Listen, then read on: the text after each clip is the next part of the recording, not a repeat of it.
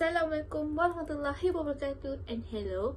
Today our group will present to you about metal forming, which is a fogging. This is our group list member. My name is Fazana binti Zulkifli. My group consists of Nur Humairah binti Fazil Akmal, Muhammad Iman Rifat bin Muhammad Sabri, Nur Ilya Ayuni binti Azman, and Nurul Izzati binti Zuraini. First of all, I'm going to introduce to you what is fogging. Fogging is defined as a metal working process that shapes workpiece into desired dimensions by compressive force applied through the use of die and tools. Fogging process is operated by hammering or pressing the metal. The common method used in the fogging process is first, closed die fogging, but also known as impression die fogging. Second one is the cold fogging. The third one is open die fogging, and the fourth one is seamless roll ring fogging. For the closed die fogging, or also known as impression die fogging, is a process that shapes a metal part by forcing it into contact of a die. This process get the name closed die because the material is confined between an upper and lower die. The close and die process requires a significant amount of force. It is often used to produce near net shapes. Next is a cold fogging. What is a cold fogging? Cold fogging typically refers to a fogging of a metal at room temperature through any temperature below recrystallization is possible. Many metals, such as steel high in carbon, are simply too strong for cold fogging. Despite the hindrance, cold fogging does edge out its warmer equivalent when it comes to standard of dimension control, product uniformity, for surface finish, and contamination. Cold fogging encompasses numerous fogging techniques, including bending, extrusion, cold drawing, and cold heating. Open die fogging. What is open die fogging? Open die fogging is a process that plastically deforms the metal with a series of compressive force. It is carried out between two flat dies and simple shapes between the dies do not completely enclose the material, which is why the process is called open die. Fogging, in which the flat die is simply shaped, are used to allow the material to freely deform in the lateral direction of applied load. Last, seamless roll ring fogging. Seamless roll ring fogging is typically performed by punching a hole in a thick, round piece of metal, creating a donut shape, and then rolling, squeezing, or in some cases, pounding the donut into a thin ring. Ring diameter can be anywhere from a few inches to 30 feet. Next, I will explain you about the fogging process of a cold fogging. First of all, a chemical lubricate bar slug is forced into a closed die under extreme pressure. The second process is the unheated metal is flow into the desired shape. Next is extrusion process. Extrusion process in a cold fogging is divided into two types. The first type is a forward extrusion, and the second type is a backward extrusion. What is a forward extrusion? Forward extrusion is a steel flow in the direction of a ram force. It is used when the diameter of the bar is to be decreased and the length to be increased. And next is the backward extrusion. The backward extrusion is where the metal flow opposite to the ram force generate hollow parts in offsetting the metal flow at the right angle to the ram force, increasing the diameter and reducing the length. Hello everyone, my name is Nur Humairah binti Fazil Akmal. My metric number is 141209 and I'll be presenting fogging process. Next is for impression die fogging process. The first is two dies are brought together and the workpiece undergoes plastic deformation until its enlarged side touch the the side wall of the die. Then a small amount of material begins to flow outside to the die impression, forming flash that is gradually thin. The flash cools rapidly and presents increased resistance to deformation, and it helps build up pressure inside the bulk of the workpiece that its material flow into unfilled impression. Next is for open die forging process. There are four types. First is shafts. For shafts, starting stock held by a manipulator, and then it is open die forging and progressive forging, late turning to near neck shape. And for this, it is start from starting stock and then preliminary upsetting, continue with progressive upsetting, that is also forging to these dimensions, and then it pairs for saddle or mandarin hollow sleeve type performed. For saddle or mandrel, it performed mounted first, and then it has metal displacement, that is to reduce from wall thickness to increase the diameter, and then the progressive reduction of wall thickness to produce ring dimension, and the last is matching to the near neck shape. For hollow, it is punch or trepan disc on tapered drawbar, and then progressive reduction of outside diameter, that is the inside diameter remain constant, increase overall length of sleeve. And the last forging process is seamless roll ring forging process. The ring rolling process typically begins with upsetting of the starting stock on flat dies at its plastic deformation temperature. In the case of grade 1020 steel, approximately 200 degrees Fahrenheit, and then piercing involving forcing a punch into the hot upset stock, causing a metal to be displaced radially as shown by the illustration below, or above, or besides. A subsequent operation, shearing, serves to remove the small punch out, producing a complete hole through the stock, which is now ready for the ring rolling operation itself. At this point, the stock is called preform.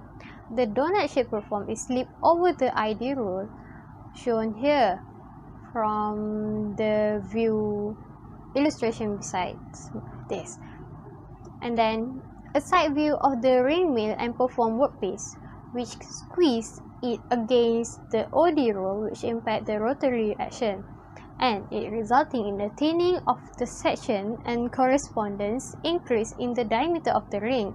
Once of the ring mill, the ring is ready for secondary operations such as close tolerance sizing, parting, heat treatment, and test or inspection. That's all for my part. Thank you. Hai, Assalamualaikum warahmatullah. My name is Muhammad Imam Rifat bin Muhammad Sabri, and I am the next presenter for our assignment, which regarding the forging technique. So, for my part, I will explain about calculation derivation, which is included in this forging technique.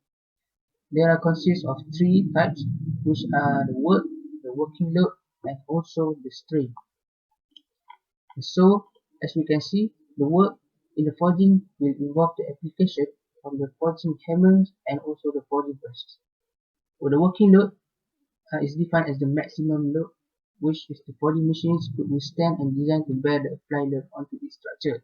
The strain in the forging is described as the amount of deformation occurred in the body part of the forging sample as well as on the machines used. And now we will go to the derivation equation for the work input.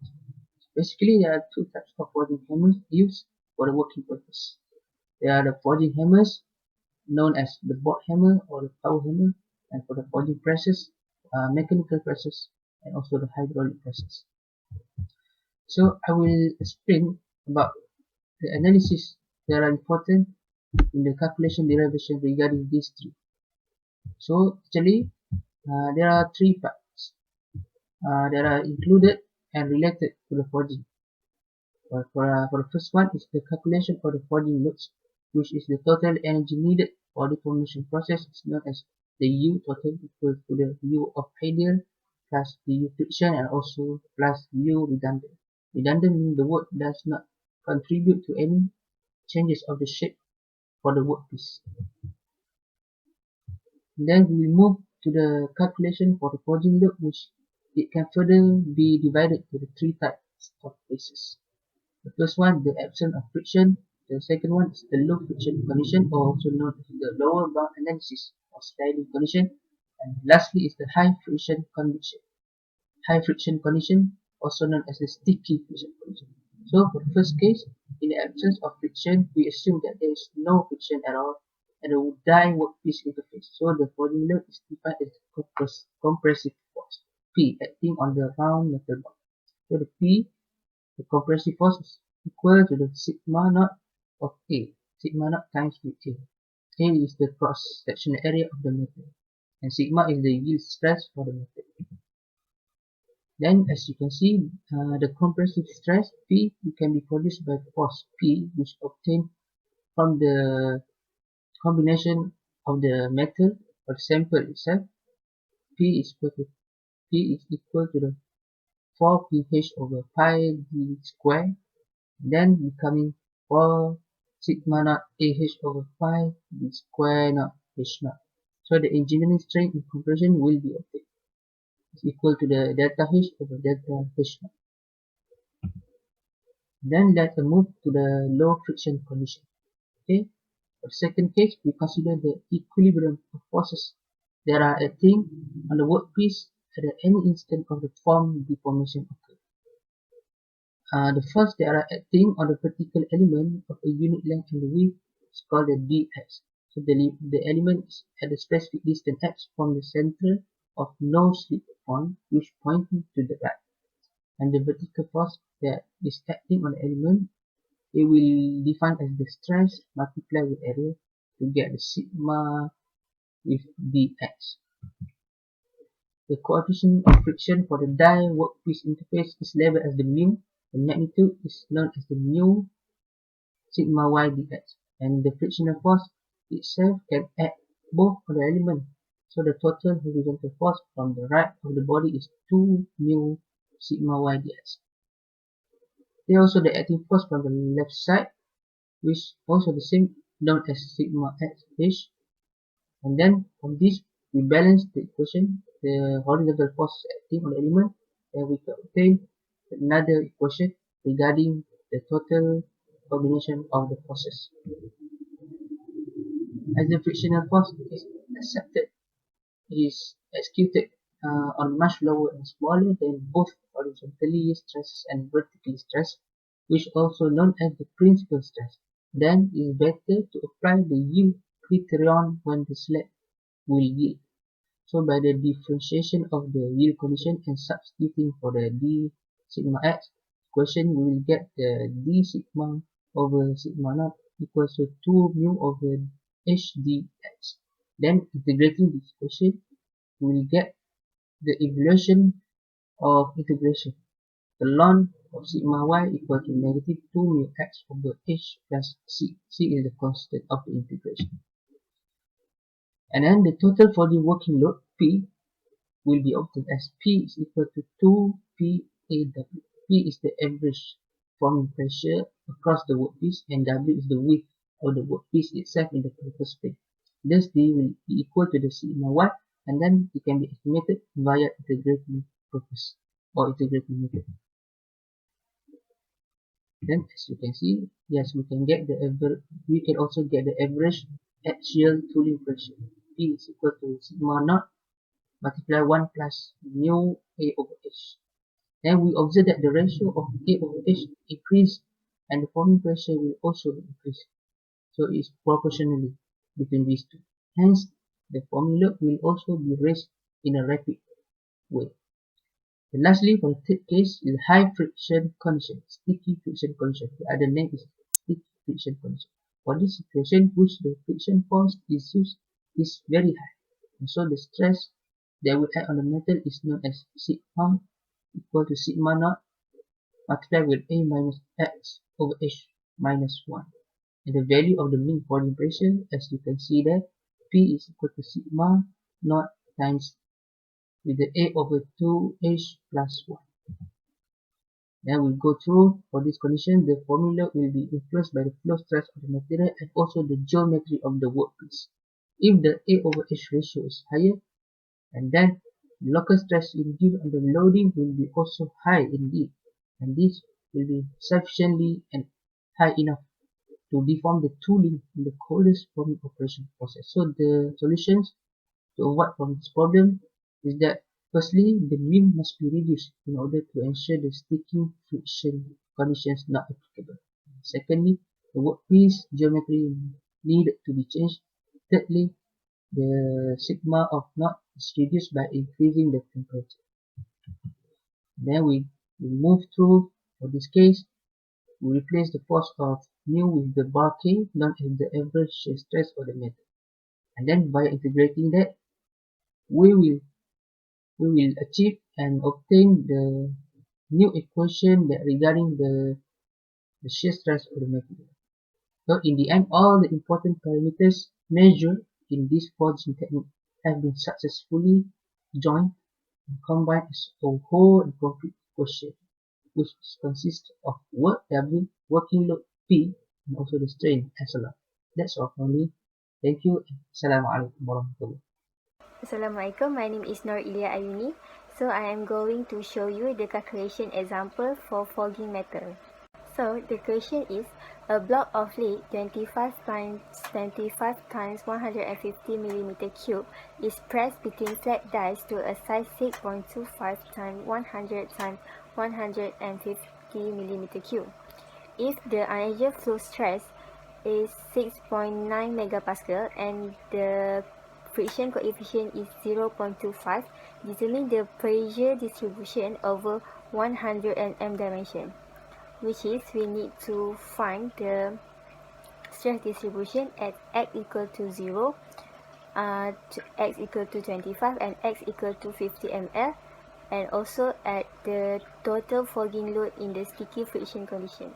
So, since the 150 mm dimension does not change, the deformation is plane strain. So, we can use this from the equation 19, where we put all the informations given into the equation. We get the stress distribution for x equal to 0 is 435 megapascal, and for 25 mm we got 58.9 megapascal, and for 50 mm we got 8.0 megapascal. Then, in order to calculate the mean forging pressure, we use equation 28, which gives the value is 39.8 megapascal. Finally, we calculate the forging load on the assumptions that the stress distribution is based on 100% sticky friction. Therefore, the pressure distribution is when stress times area, we got 597 kilonewton, which also equal to 61 tons. Hi, my name is Nurul Izzati. Next, I want to present about advantage and disadvantage to various types of forging. First is closed die forging, impression die forging. The advantage of this type of forging is the internal grain structure formation increase the tightness and strength of the product. Second is economic for large production runs. Third is no material limitation. Fourth is better surface finish. Fifth is less or no machining required for its close tolerance. Sixth is dimension of tighter tolerance and neck shape can be achieved. The disadvantages are dimension of tighter tolerance and neck shape can be achieved. Second is closed die forging present a dangerous working environment. Next is for cold forging. The advantage of cold forging is no heating is required in cold forging process. This forging process offer a better interchangeability as well as reproducibility. Third is a better surface finish is achieved and contamination problems experienced are minimized. Fourth is cold forging offer a superior dimension control. Fifth is the capability to impart directional properties onto the metal being formed. The disadvantage of this type of forging, which is cold forging, is the production of undesired residual stress. Second is metal forge are less ductile and higher force are required during cold forging process. Third is because of the higher force required in this process, heavier and more powerful equipment is needed as well as stronger tooling.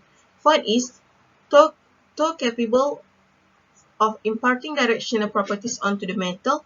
These properties may be detrimental. The surface of metal also must be cleaned. Next is for open die forging. The advantage of open die forging is first, better faulting resistance and improved microstructure. Second is continuous grain flow and finer grain size. Third is increased strength and longer part life. Fourth is less material waste. Fifth is reduced chance of voids. Sixth is valuable cost savings. The disadvantage of this type of forging is first, not capable of forming close tolerance and higher precision parts. Second is, machining is often required to achieve desired dimension. Lastly is seamless roll ring forging. The advantage of seamless roll ring forging is first, shorter production time. Second is material saving. Third is strengthening during cold work. Fourth is low cost operation. Fifth is this process does not require special skill operator. Sixth is variety of shape can be formed by this process. The disadvantage of seamless roll ring forging is it cannot produce a complex shapes. Second is size is limited due to size of press. Third is brittle metal cannot be forged. Thank you. That's all from me. In conclusion, there are many types of forming method, but the common one is impression die forging, cold forging, open die forging, and seamless roll ring forging. Each of the metal forming method we want to use is depends on the type, shapes, and the material of our product.